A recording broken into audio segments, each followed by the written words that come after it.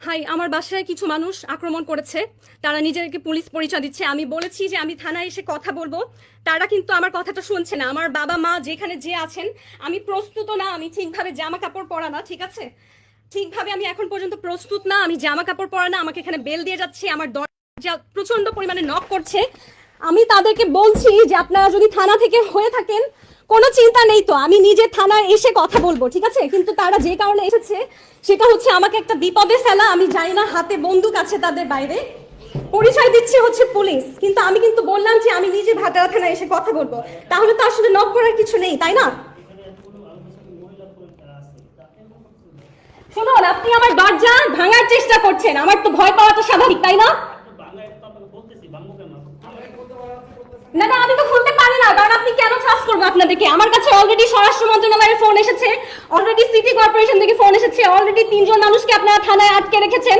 আমার তো আপনাকে ট্রাস্ট করার প্রশ্নই ওঠে না, কিন্তু আমি নিজে আমার লয়ারের সাথে আসবো, আমি আইনজীবী নিয়ে আসবো, এখন আমার পক্ষে সম্ভব না। 3 জন তো আমার কাছে খবর এসেছে, থানায় নিয়ে গিয়েছেন ভাটারা। আমি তো আপনাকে নাম বলবো না, আপনি পুলিশ, আপনি জানেন, আপনি নিজে নাম বলুন। অলরেডি আমার কাছে সারাদিন প্রচন্ড পরিমাণে থ্রেটানের ফোন এসেছে। এখন আপনারা কয়জন এখানে? 7-8 জন মানুষ নিচের দারোয়ানকে পর্যন্ত হাত করে উপরে নিয়ে আসছেন। হ্যাঁ, আমি আপনাকে কথা দিলাম যে আমি আমার আইনজীবী সহ থানায় আসব। কেন আপনি হাতে বন্দুক টন্দুক নিয়ে এসে আমাকে ভয় দেখাচ্ছেন?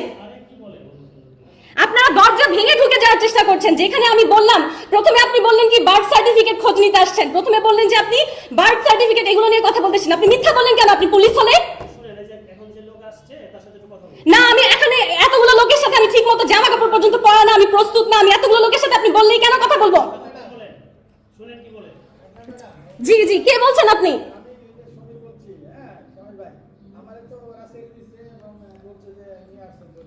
হ্যাঁ,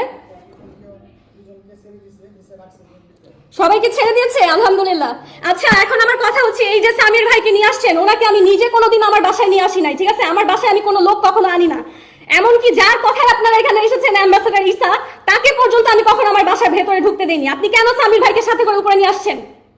আমাকে ফোন করেছেন, পারমিশন নিয়েছেন যে আমি এই লোককে নিয়ে আপনার বাসায় আসবো?